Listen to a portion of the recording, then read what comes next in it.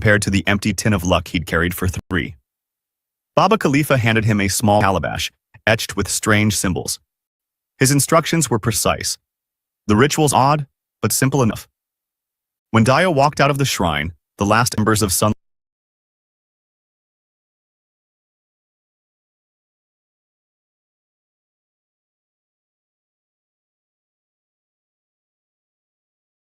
painted the sky burnt orange. But inside him, something already blazed brighter. And true to the old man's word, things flipped almost overnight. Contracts dropped on his lap like ripe mangoes. His ride-hailing business soared. Debts vanished mysteriously. New ventures prospered effortlessly. Dio's suits sharpened. His laughter thickened. His pockets never emptied. For the first time in his life, luck finally remembered his address. But good seasons, like Harmattan rain, can disappear before you fold your umbrella. By the time 1 year had slipped past, Dio's eyes had become legend. The man who once counted coins to buy Gala and La Casera now signed checks with 6 zeros. His bolt fleet had expanded to logistics and short-term rentals. His face became familiar at Lecky lounges, and his wrist, heavy with a gold Rolex, made statements louder than his voice. 1 year ago, Dio was the definition of a comeback story. Now, he's the headline of a slow-motion collapse. The miracle he bought from Baba Khalifa? It had a receipt, and it was time to pay.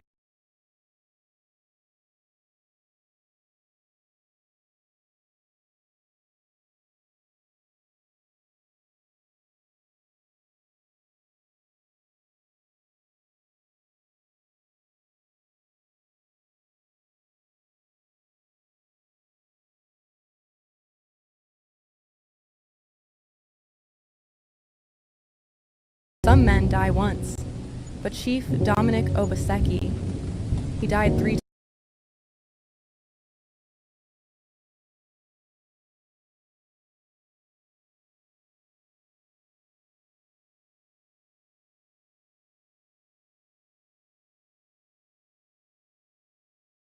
times, once in flesh, then in silence, and finally, in legacy. Bourdillon Road was quiet that morning, not because of grief, but because grief had no seat in that mansion. They came in black, some in Teslas, some in silence, but none came to cry. They came to collect. 6 days had passed since the chief was lowered into Ikoyi's soil, but the real burial, it was happening today.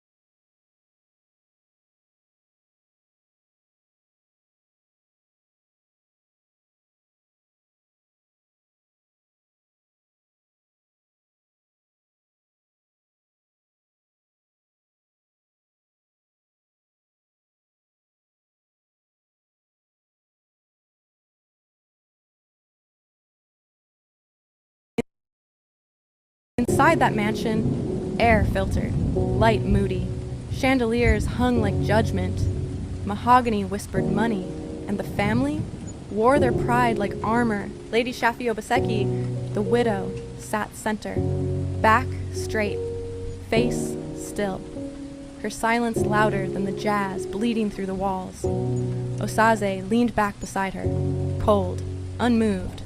Some called it strength, others calculation. And in the shadows, Chidiokoye, standing guard like a tombstone with eyes, watching, waiting. Then came the lawyer. Briefcase clicked, voice like parchment folded too many times. By request of the deceased, this is a private reading. Phones off, no recordings. N. He began with the usual. Legal breath, family nods. Lines written in ink, but meant to draw blood. Clause 1, real estate to the immediate family. Clause 2, trusts and donations.